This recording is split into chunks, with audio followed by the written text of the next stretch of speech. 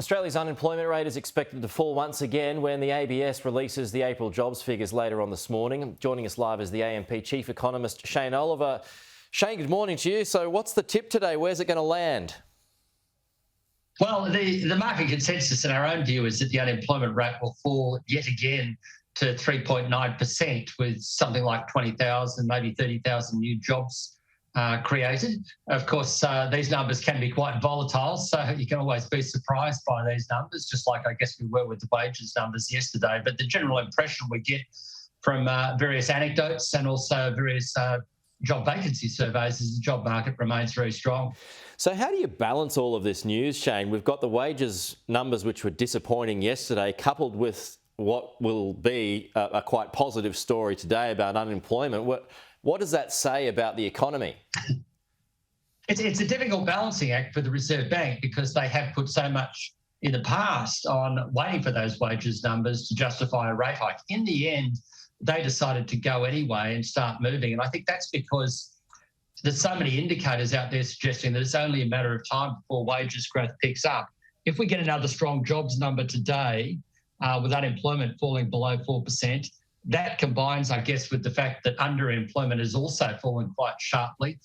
We've got various business surveys pointing to a pickup in wage costs, and the bank's own liaison programs with their various employers and businesses also point to a pickup in wages growth. So I think the Reserve Bank would come down on the view, well, yes, the official wage numbers are still weak, but all these other things point to stronger wages growth ahead. So I think they will again pull the trigger at their next meeting in June with another rate hike. So with that said, and I will ask you about that next, but with all of that said, do you think it'll be that long before wages eclipse inflation? So at the moment it's looking like 18 months. I mean, is that a worst case scenario? Could it be well before then?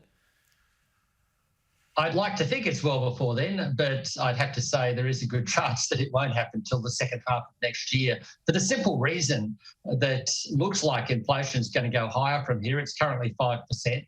So we've got wages growth at 2.4. There's a lot of catching up to do. Inflation numbers by the end of the year will probably be running around 6%. That's the Reserve Bank's forecast, and we agree with it. If you look at petrol prices, they've bounced back up again. We've got higher electricity prices coming down the line. Supermarkets tell us there's more price hikes still flowing through. So that means more upside for inflation. So I think it's going to be a really big ask to get wages growth up to that sort of level over the next, say, 6 months. More likely scenario is that as we go through next year, as hopefully supply picks up, inflation starts to come down and wages growth continues to drift higher.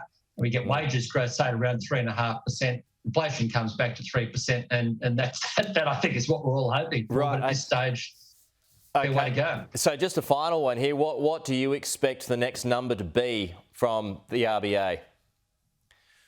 Well, we're looking for a 0.4% hike. I guess this is a bit of a guess. Yeah. Because last time around, the Reserve Bank said it had on the table 0.15, 0.25 and 0.4. I think the Reserve Bank probably wants to get ahead of this, much like other central banks have. So that's why we're going for a 0.4% hike, taking us to 0.75% for the cash rate. But, you know, I can see that if the employment numbers today are on the soft side, then they may just go for 0.25. But whichever way we go, I think we will see another hike in June. Okay, Shane Oliver, thanks for your time. We'll talk to you soon.